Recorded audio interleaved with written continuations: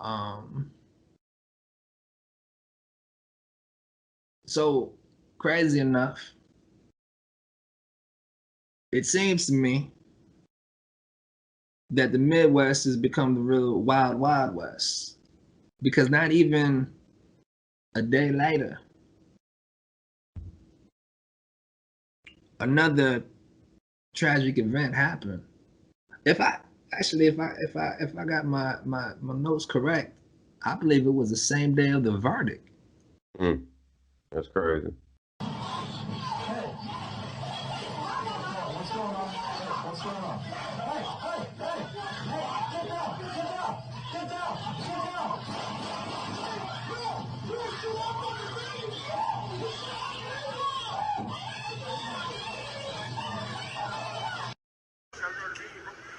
Yeah, so. Yep. Especially in this place right now. Oh, y'all gonna kill me like MaKhia Bryant? Are you gonna stab somebody like her? No, Okay. but she called y'all for help. You talking about? Get your goof. Okay, and you just said that on camera, on viral. The same day of a verdict, a 15, 16-year-old girl calls in 911 for help. Says that she's got two girls trying to beat her ass. So the cops show up, they pull up. Shorty that actually called the police had a knife on her. This moment here specifically took 17 fucking seconds. Oh yes, I watched this shit and I counted multiple times. 17 seconds for a police officer to get the fuck out the car, to peep the issue, and without warning or hesitation, well, I can't say without warning, he did say get down, but it came out of nowhere so quickly as he saw Shorty with the knife without realizing who was what. Bang, bang, bang, bang.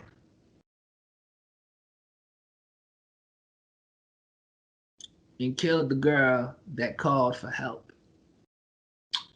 Now, the internet has been in an uproar.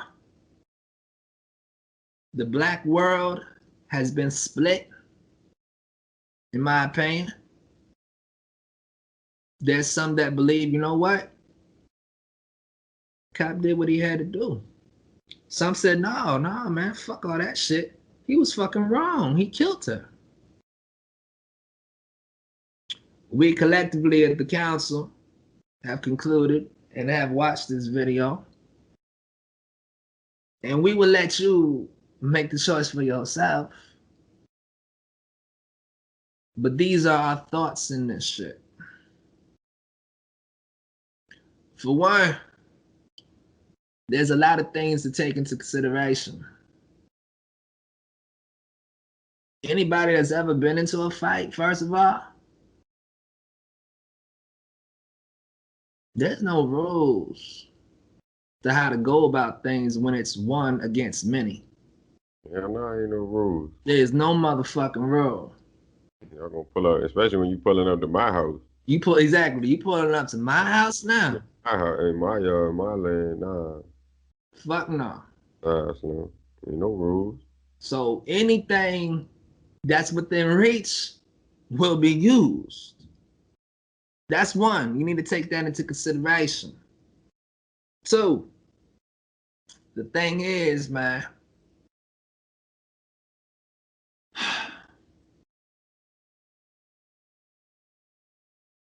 it's sad that homeboy the officer didn't really ask the questions that was necessary. I think the way he came in was more so there's an issue. We know kind of what the issue is. We just want to get the job done and take care of it and move the fuck on. That doesn't necessarily make him a bad dude either. It's all about context, all about perception. There's been people that specified that he stated he felt threatened by her. But regardless if he stated that or not, she never looked at his motherfucking direction not once if you watch the video. Bitch that shot this poor fucking girl. I'm not gonna put this shit on camera, but he fucking shot this girl talking about she tried to stab him. The fuck? This somebody's fucking daughter, bitch. So how the fuck could you be threatened? And then we've all been in some hard ass schools. I know we have at some point in time. And you can't act like there's never been a moment when you've seen a teacher take something out of a student's hand that was trying to get busy in the cafeteria room or some shit like that. You know what I mean? And then the scarf without a fucking gun.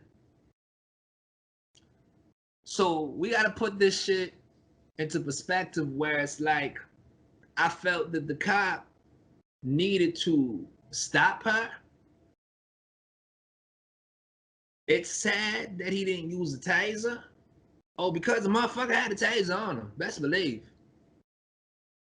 I don't care what anybody say. He had the taser on him. Right.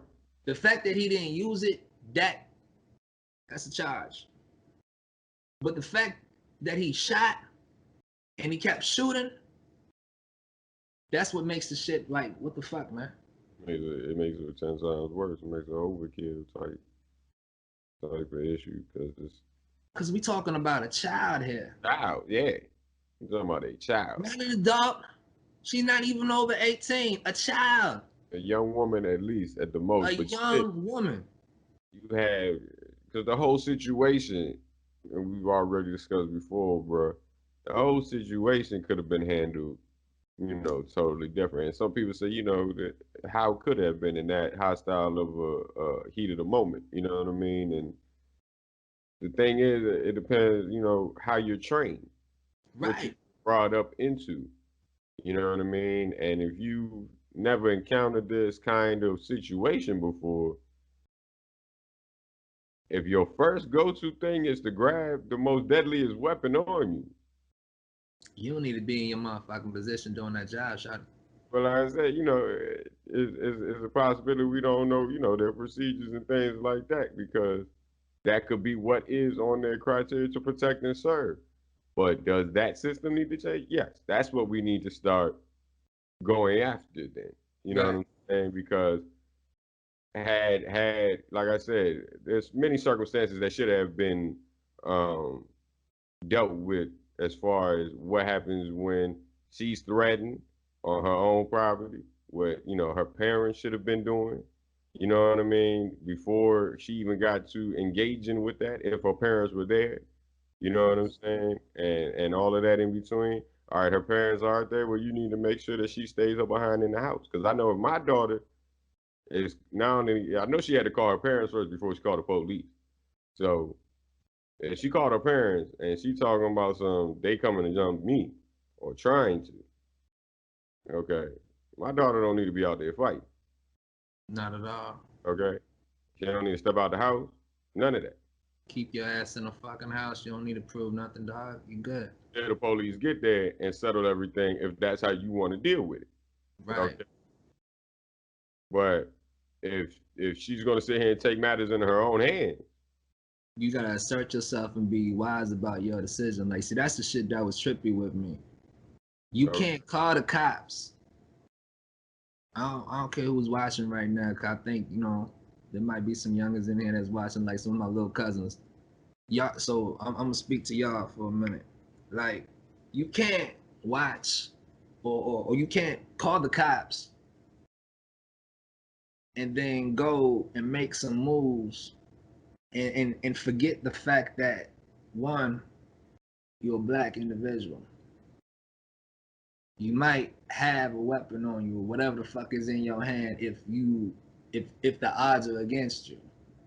You have to be vigilant and aware of your surroundings in that regard.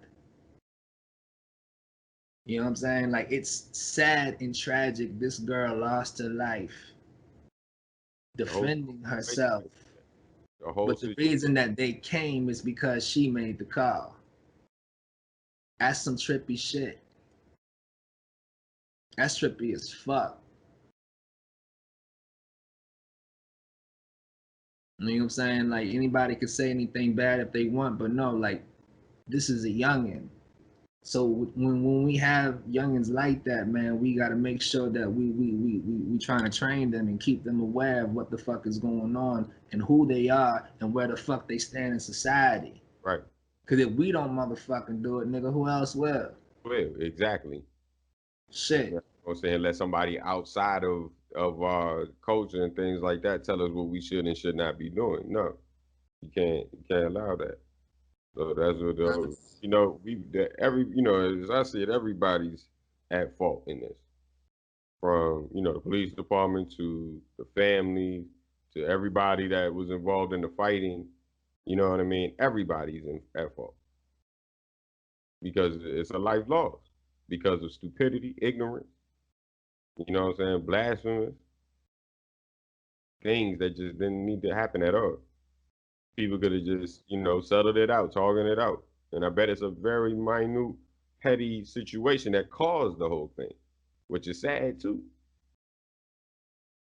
You know what I By the mean? way, the girl's name is MaKhia Bryant.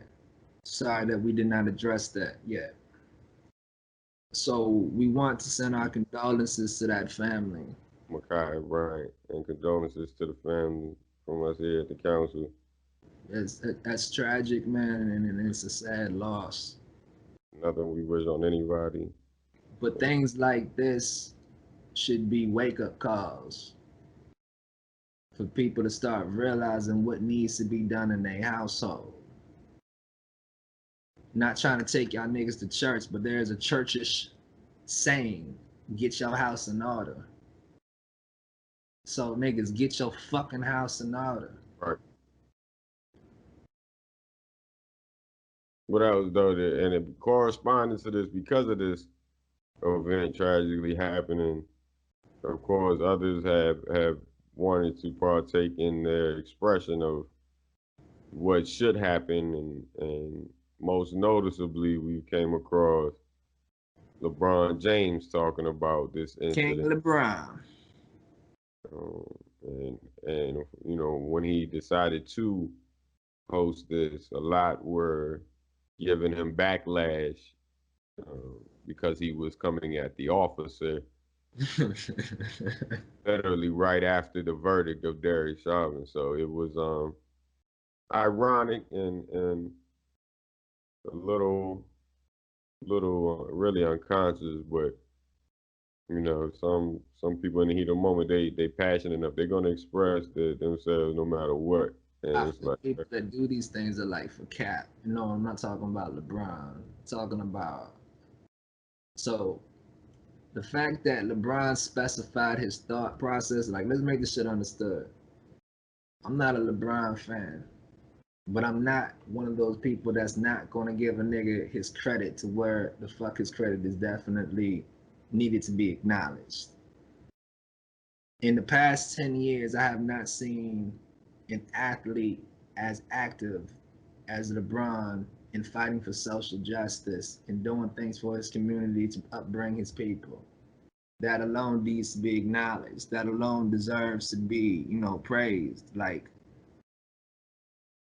that is why he deserves to be called King LeBron and that. To take care of your people. You know what I'm saying? right. So because he did those things, there happens to be a restaurant or a bar or a pub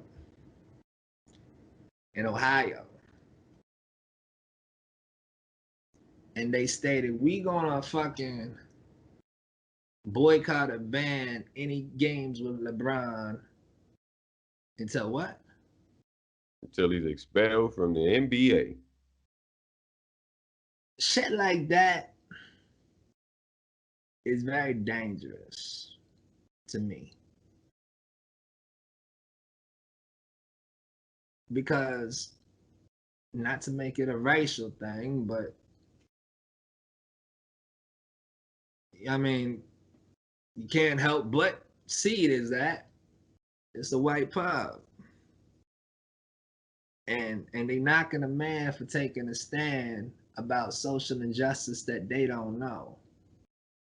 They don't understand. They've never ever been through those things. They don't understand the emotion that comes with watching something like that. And you gonna chastise a motherfucker for speaking his thoughts when the number one motherfucking amendment was what? The freedom of speech? Not that I'm saying anything to demean you or demean your family. I'm speaking to appraise and uphold and let my people know that, hey, we gotta fight. And motherfucker, I'm wrong for that? What? So then you got people that say things like that, and coincidentally enough, their business is booming. So when you have a person that's to make themselves an op, and people are like, oh yeah, oh, you're against that shit too? Oh, well, guess on, all right, I guess I'm gonna go over there and give you some business. That's dangerous. That's terrible. That's some bitch shit. Just my thoughts. Moving on.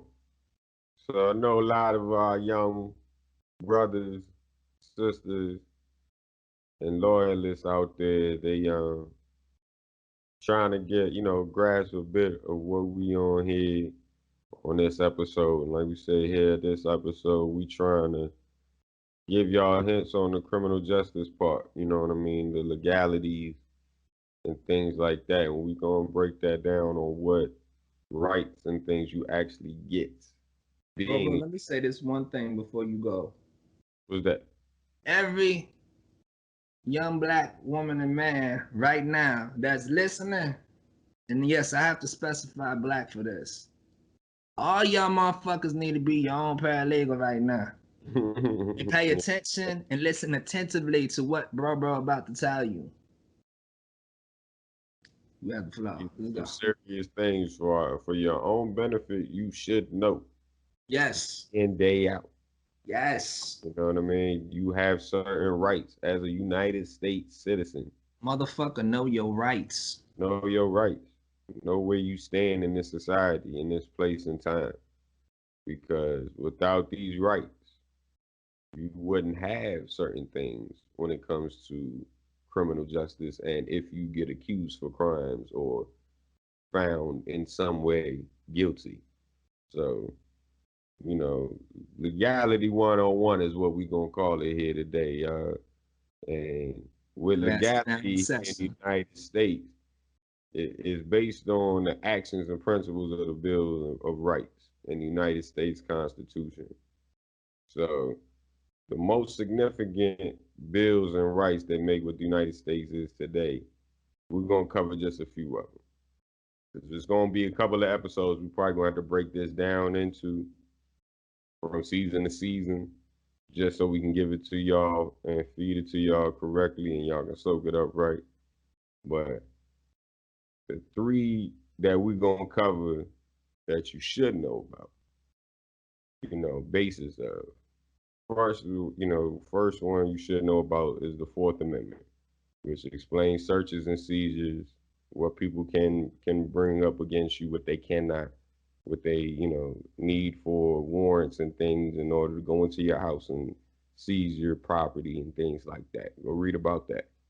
Okay.